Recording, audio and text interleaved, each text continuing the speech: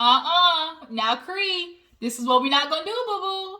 You sat there and said you're gonna be on your grown woman stuff and, take accountability for what you did. So if you're gonna talk that talk, now you got to walk that walk. We are all sitting here watching you try to backpedal and pop on what you did with this mess with Sakoya on behalf of Savannah and Angela. First of all, is Angela really your friend? Is she claiming you like you claiming her?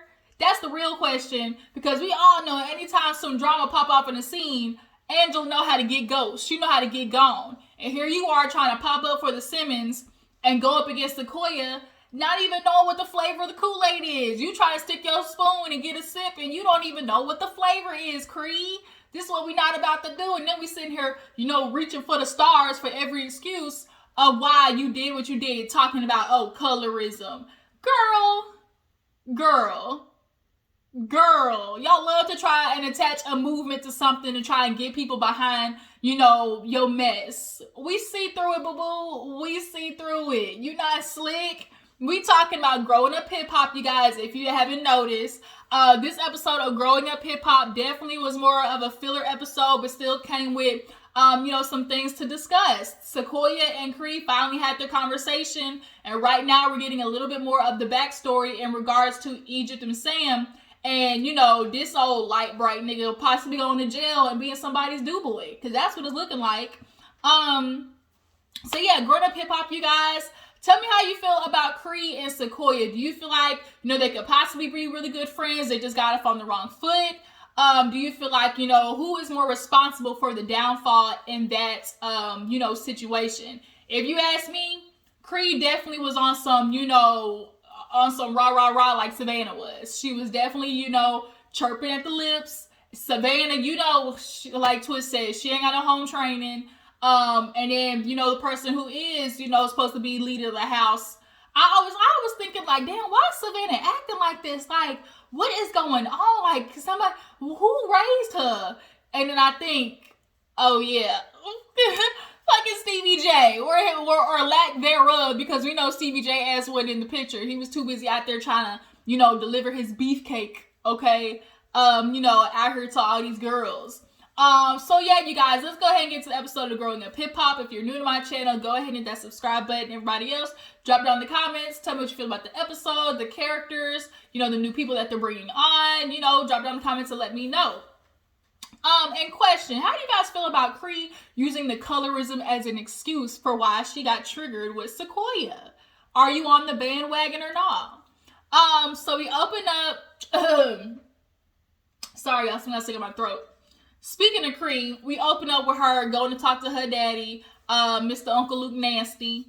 And they're trying to rebuild their relationship. So she's of course just talking to him and lets him know that she got into it with, JoJo's daughter. And of course Uncle Luke is familiar. That whole era, they're all very close, Reverend Luke, JoJo, Lazy Bone, Tretch, like they all kind of like, like a little mini family, a little mini pod. So she was like, yeah, I kind of got into it with Sakoya. I blacked out. Everybody loves using that blacked out excuse, but sure do know how to recall the incidents in the event.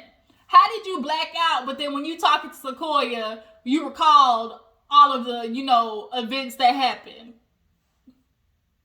Right. Okay. So Luke is like, oh, well, I guess you get that from me. I've definitely had those blackout moments. You just gotta be careful. You too grown for that. You a businesswoman. As Cree like to say, I'm not gonna do nothing. I own 4 businesses. What I'm gonna do? Look stupid. Because here you are with your big burly back ass sitting here going after little tiny Sakoya. Like, girls like Cree definitely use their size for intimidation. But a bitch like me, anything in sight is fair game. And best believe I'm going to kick you in your kneecap so you can buckle, okay? I'm a real, like, just yeah, in the kneecap, just bop, out. So yeah, Cree was like, yeah, I just, I feel really bad. I just really, feel like I should, just kind of take accountability for what I did.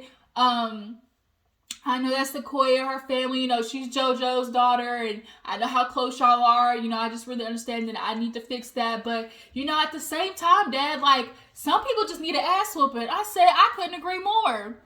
But you talking about the wrong one. You need to be looking to your left and your right where your best friend Savannah is standing, because she's the one that deserves the ass whooping. Y'all see how she was talking at Twist?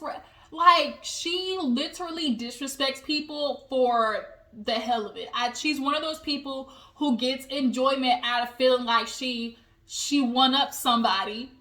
And it's time for you to go sit on somebody's couch, Savannah. We know your daddy hurt you. We know he did. But you sitting here yelling at me and calling him, nigga, this, all that, where she was yelling at Devin, and then you go over to Sakoya and talk about, watch this, why you not home with your baby? Like, that's not gonna fix your daddy issues, okay? So when Cree said that, I just said, like, the irony.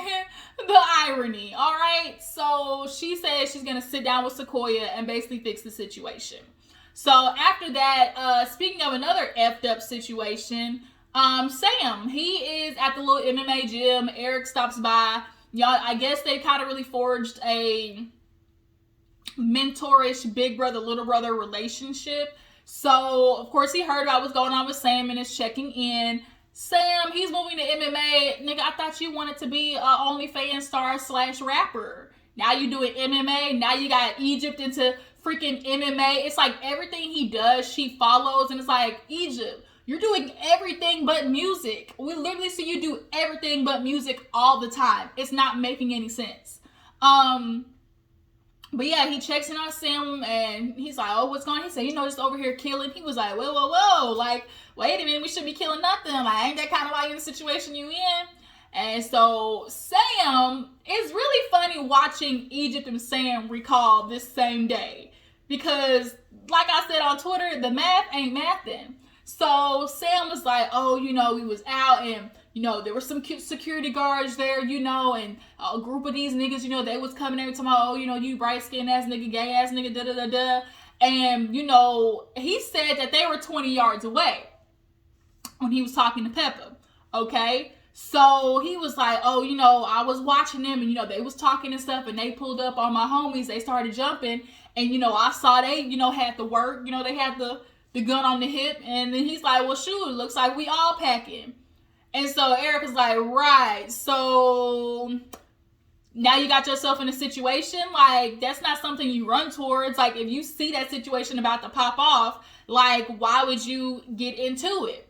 And I just think back to how Egypt was explaining it to her dad. She kept reiterating, oh, alcohol, we were drinking. Like, she kept reiterating that, which is making me feel like this was a drunk-ass bar fight. You saw your homies, probably talking with the dudes, or they were coming after you, saying slick stuff. And of course, we all know Sam is he loved to talk. He loved to just keep on going.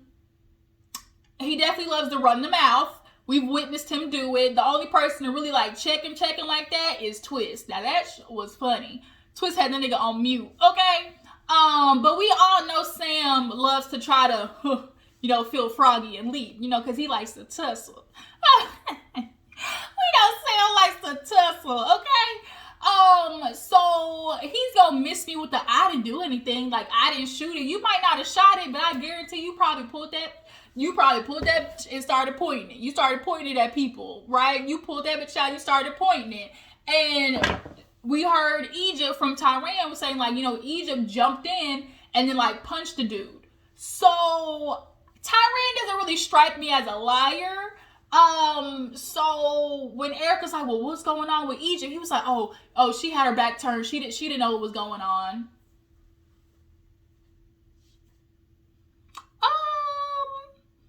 That's not what Egypt said to Tredge. So what are y'all niggas lying? So it's making me feel like Sam is taking the fall for Egypt being involved and all that type of stuff. And he's trying to do the noble thing, but it's like, y'all wouldn't be in the situation anyway if you knew to walk your ass away. But Sam just can't help himself. He is a magnet for the bull. That's where he sees his life going, constantly trying to defend himself, constantly trying to, make sure he proves to everybody he dead nigga, so it causes him to he's a reactor. He's impulsive. He's a reactor, and now you're in the situation you're in, trying to act all big. But man, I'll go to jail. I'll do the time. And Eric's like, bro, like no, like I know how you feel. I've been there. Like nobody wants to go to jail. Like nobody, like you say you're ready until you're really in that jail cell. And Sam, I hate to break it to you, buddy, but because people know your history and know you like to, jangle your little ding-a-ling on OnlyFans, you're gonna be a target, boo boo. So you might want to hold on to that soap real good, all right? Might want to get on the top bunk to make sure it's a little bit harder for them to grip your ass at night. So, yeah, Eric is basically trying to tell him, like, bro, like, this ain't no thing. Then you got to think about your kids. First of all, that nigga ain't paying his own child support. We heard through the rumor mill that Egypt was paying his child support and that he hasn't even seen his goddamn kids for a minute. So, that domino, we can knock that bitch over because, Sam clearly ain't really active in the kid's life like that. But Eric talks about his experience of, going to jail and missing his kids, and that really was like a lesson for him. And this is basically Sam's, slap on the wrist. Had to get that little slap on the wrist because Sam likes to talk. And now here you are in this situation. You're not going to convince me, Sam, that you were not an active participant in that mess. You're just not going to convince me that. So, yeah, Eric and Sam kind of had this moment. So, moving on, we see a scene with Tyran going over to TT's house.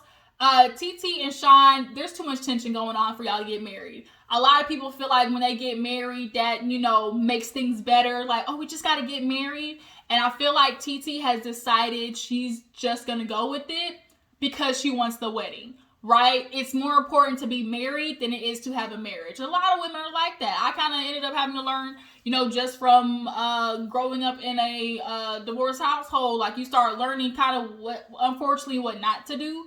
And you kind of learn, there's levels to this, right? And especially from watching all the shows and stuff, like I just kind of came up with like the sentiment for myself just to understand and realize now going through life, there's a difference between being married and having a marriage. And right now, all TT is looking for is to be married. That's all it is. Here it is, y'all arguing over goddamn invitations because at first, I do believe Sean said that. And, well, I mean, just do what you want to do, TT. Like, because that's his attitude with a lot of stuff. Like, just whatever. He just kind of appeases TT. And, now all of a sudden, now they get closer to the date. Now all of a sudden, he's trying to pick out more stuff, which is making me feel like he's really just subconsciously looking for stuff to either delay the wedding or he's looking for stuff to take his frustration out on and using that as a scapegoat instead of addressing his issues with TT. And then he was like, yay, let's get married. And TT kind of was like, when he said it, he really said it real asshole, sarcastic base. So they end up talking about Tyran, of course, going to the wedding, but he don't want to get vaccinated. He was like, most of the black people talking about, I don't trust the government, so I don't think I'm going to let them prick me. So Tyran comes over. They don't even let him go to the bathroom in the house, y'all. Like, y'all could have put a mask on him to let them go pee. Like, that was it. All he had to do was go pee. Like, it was, a little crazy. And then with filming, I know y'all get tested, so I'm just a little confused. But they sit outside and TT's upset that he don't want to bend. She's like, you're really not going to want to, get vaccinated, so you can see mama and, all the elderly people are going to be there. We would hate for somebody to get sick, Tyran's like, no, I'm good. He was like, well, my mom's vaccinated. And she just kind of said, right. Like, TT is not here for Egypt and Pepa, especially after the stuff that they did last season. It definitely was them trying to do a takedown that Pepa had her sister come, her little crackhead sister come and, spill the tea and try to cause mess. And I don't think they really apologized for that. They really didn't. But Tyran's not doing it. I guess you can go via Zoom, of course, and just tune in via Zoom. And Egypt she's like, my one and only wedding. I'm sorry, boo boo, with the way it's looking, this might not be your only wedding. This is looking like, a 3 strikes and you're out situation. TT for sure is getting married twice. She's gonna do the big thing, the first time. She's definitely gonna do the whole big shebang the first time, and then the second time she gonna go to the courts, or she gonna do something real intimate on the beach somewhere. Cause her and Sean ain't lasting. I'm sorry, like it's not happening. Sean looked like he is sneaking in the streets, and TT's kind of turning a blind eye for it because of the baby. And that's what a lot of women do, unfortunately. But yeah, Tyran, he ain't getting vaccinated. Ain't nothing, TT can do about it. She's trying to figure out ways. To me, I understand, okay, some people don't want to get vaccinated, some do. But also, people, you gotta understand, just because you get vaccinated doesn't mean you're immune from catching COVID. Like, that's another thing too. Like, the government's like, oh, get the vaccine, get the vaccine. That'll stop you from catching COVID. So how about everybody just wear their damn mask, social distance, rub some hand sanitizer on, and, follow the guidelines, okay? Because back then when they were filming, this was way before the CDC basically said, fuck it, you on your own. Because that's basically what they told us for 2022. Was good luck. In the famous words of Jamie, that's me, good luck. Shout out to Jamie. That's what the CDC basically told us this year. Yeah, ain't nothing going on there. So we move on to Cree and Sakoya ended up talking to Bree in the studio. Basically was telling her about the situation that popped off at the party. Bree was like, I'm a little confused, like I don't know what happened. And she was basically like, Sakoya explained, Savannah, she was being messy. She spread everything about how I was like, trying to make this big deal with Angela and my baby father. And it was like, girl, you came in with that energy on the rah, and then you got your ass ate up on the internet, and now you want to sit here and try to backpedal pop, and it ain't working. But Brianna, I think Brianna is seeing the way Savannah is moving and not really saying it out loud that she's not fucking with it, but you can tell Brianna ain't fucking with it. So she's like, well, I'm doing a little aromatherapy. Like, why don't you come? Like, you can come, and, I'm inviting Vanessa, and now Sakoya is looking for the opportunity to talk to her. So they get to the little aromatherapy thing, and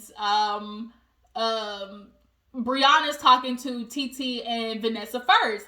And she's like, yeah, I like Sakoya. And they're kind of looking like, huh? She's like, yeah, I like Sakoya. I really vibe with her. She kind of, I think, is like me, where you came into the group and you think you was getting a friend, but instead you got Savannah. When she said that, I was like, Bri ain't fucking with her at all. She saw exactly what Twist, because Twist and Brianna are hella cool. So they definitely been talking shit about Savannah and how the way she acting, like Twist said. Her ass ain't got no home training. So she kind of low-key put the okie doke on Vanessa and TT and inviting Sakoya. They're like, oh, she's like, let me wait and go out there and get her. And so Sakoya comes in. Sakoya dresses really nice. She keeps herself, she keeps it cute. Her confessional looks are, I'm liking Sakoya's vibe. So she comes in. Of course, Vanessa's kind of like, this is awkward. You have an issue with my family. I don't know what you like. I don't know what you want me to do. Sakoya tries to, do the short and sweet. Vanessa, I understand you're your sister, so I get that you have an issue with me, but I just gotta let you know, like, I don't have a problem with your sister. I swear I don't. I was talking to Savannah and Cree, and they're just really being messy because they're trying to turn into like, oh, she was with my baby father, like, now we gotta fight. And she's like, that's not what I was on at all. You definitely might not have been on, oh, bitch, I'm gonna fight, but you definitely were on some, like, when I see her, I wanted that energy, because that's what you said, like, oh, Angela might not know me, but she gonna know me now, or she gonna get to know me. Like, really, man? Like, really? Like, that's not the energy that you do when you don't have an issue with somebody. So Sakoya, just like I was telling Cree this episode, stand in your shit. Vanessa, of course, we know is the more commonsensical one out of her and Angela, and knows how to actually sit down and confront the drama sometimes. And she basically just told Sakoya, like, I appreciate your energy. Like, I feel like you're genuine right now. The whole thing with Tanise, like, with her being pregnant, I wasn't really feeling that. And a lot of people forgot, like, nobody knew Tanise was pregnant. Like, they had literally just found out, so they weren't telling anybody. So Sakoya didn't know about her being pregnant, And, Sakoya kind of admitted like, oh, I did kind of go off, with the misunderstanding about what she said about, my mom and me. Maybe I just took it sideways. Yeah, you took it sideways. This was definitely one of those moments where like the producers kind of like tell you or fill you up with, okay, you gotta, when you come in, you gotta make sure, basically you make a scene, so people want to like, so we can bring you back. Like a lot of people get inflated by the producers, and unfortunately, Sakoya, you just fell victim to that. And you just got to remember, all when it comes to making shows, they don't care about you. They just want to make a scene happen. So whatever they tell you, most likely, girl, do the opposite. All right, because the producers definitely set you up with this Tanise and Angela's whole situation. Even everyone was like, not Tanise. Like Tanise she don't want to fight with nobody. So like, she's definitely gonna want to sit down. And so she asked, Vanessa basically like, if you could set it up, I would love that. I really don't want this kind of drama. So they just kind of really like squash the beef. But yeah, Sakoya, you doing the same thing that Cree was doing. That backpedaling. Y'all backpedaling. Speaking of, Sakoya and Cree actually, meet. They sit down. And Sakoya came in the cutest freaking outfit, had the little pigtails going and everything, but they come in and here goes Cree with I just want to apologize, like what just happened, like that was not me. I promise that was not me. I just really in that situation, I just blacked out, and it was just a whole thing because like with Savannah, I just really feel like, with Savannah, like she brought up your baby, and like, she wasn't the one to bring up the baby. You were with the whole Angela thing, and she was like, well, you can't, like, she was like, you kind of told me that I shouldn't be offended by her bringing up my child, and like that's never gonna go on. Like she brought up my child. Then on one side, it's, oh well, I didn't hear what Savannah said. So if you didn't hear what Savannah said, why are you butting in? 1. 2, how does it go from, oh, I didn't hear what Savannah said, to you're going back on the other side talking about, well, when you came in on the Angela stuff, like that's what I was talking about. Like you can't get mad because when you came in talking to Angela, you brought in your child. No, rephrase that. She didn't never brought in her child. She brought in her baby's father. And even if she brought up her child, that still doesn't give anybody else the right to talk about her child. So Cree missed me with that. Then she goes from talking about that to, oh, well, what you said just triggered me. And she's like, I don't want to talk about it right now. Sakoya's like, well, if you don't want to talk about it. And she was like, yeah, it just triggered me. I was going through a lot at the party. I just really wanted to be calm. And Sakoya's like, when we first met, like we were cool. We was vibing. So I don't know what went on. And then, so Cree tried to move to, well, also then at the end of that, when you talked about, oh, I'm just pretty, it really just was like, it really got to me because, we just deal with so much as Black women, especially with the colorism. And when she said colorism, I said, ma'am, Cree, boo-boo. What we not about to do is try to throw a movement on top of your mess. People always try to throw a movement on top of their mess to mask the fact that they've stuffed. Cree, you effed up. And you're not going to sit here and try to, a girl who's literally a shade and a half lighter than you, talk about, oh, it was colorism at the time. You're allowing your insecurities to speak forward, to come forward, and just, like, don't do that. Don't do that, because then also, too, like, you're trying to play on my intelligence. Like, stand in your and then when she tried to tweet the, Sakoya's video, like, you didn't even turn on the comments. You turned off the comments because you knew everybody was going to light you up, okay? But when she brought that colorism, I was like, no, ma'am, that's what we not about to do. That's what we not about to do, Cree. So her and Sakoya basically kind of like hashed it out, and she was just like, look, your friend Savannah though, and Cree was like, Savannah, she is who she is, so you just got to work that out with her. I'm just saying, like, how would you feel if I came in and even though we were cool, you were still going at all my friends, attacking on my friends? And she was like, wait a minute, like, I didn't tag nobody. Like, if anything, y'all attacked me, and that's the truth. Like, when she walked in the party, you, Savannah, and low-key, Aaliyah, Eric's old ill-shaped wife, was talking about, y'all was over there doing, like, the whispering and being real petty boots. So y'all definitely brought the energy to Sakoya. But Cree, that's what we not about to do. Okay, boo-boo, take this as a learning lesson. If you're going to be on your grown woman and take accountability, leave it at that. Don't be like, I'm sorry, but I'm accountable, but like, no, that's not how that works. So we get to the end of the episode where Sam basically is sad, drunk, doing everything to try and ignore the, sedate the fact that he going to jail. He got 4 counts. Egypt over there strung out with this little mohawk fade. I'm sorry that you're going through that, and he's basically telling her he's looking at 10. And so Pepa asked Egypt to leave so she can talk to Sam and was like, yo, like, this is what I was talking about. Like, you always gonna have haters. Like, you can't do this. Well, what am I supposed to do? They call me, bitch ass nigga this and this and that. And then they talk about you gonna kill me. I ain't gonna be one of these rappers out here talking about, like not taking it serious because you talking about you gonna kill me. So here with that logic is where I'm confused, Sam. If somebody is bringing that threatening energy, you don't run towards it. What do you like? So because they threaten you, like now you pull out the gun, now you're definitely gonna heighten the situation. How about, oh, he's threatening me, let me go the opposite direction? Because that sounds more like sense to me, especially if you're saying that they were 20 yards away. So that means y'all both came from each side and clashed in the middle. So Sam, this is on you, bruh. And now he's sitting here telling, Pepa, just make sure, she keep on going. She go for her music. I don't want her waiting on me. Here go Egypt, of course, in the confessional. I just can't be without Sam for 10 years. Like, I'm going to be loyal to him. Girl, get out of here with that ride or die bull. Look, don't do it. Your mama tried to do it with Tredge. And look where it got her. Don't do it. Don't do it. Don't do it. Don't do it, Egypt. That's all I can say. But, you don't like listening to tips. You don't like listening to help. So this is where we at. So that's basically where the episode ended. Sam basically having to sit in that he made. So y'all tell me what you feel about Sam, this whole case. Who lying? Do you guys feel like he was more involved than he's saying? And what side do you say us are on with Sakoya, Cree, and Savannah? I appreciate y'all for tuning in. Make sure to follow my Instagram and Twitter. And I'm going to catch you guys later. Deuces.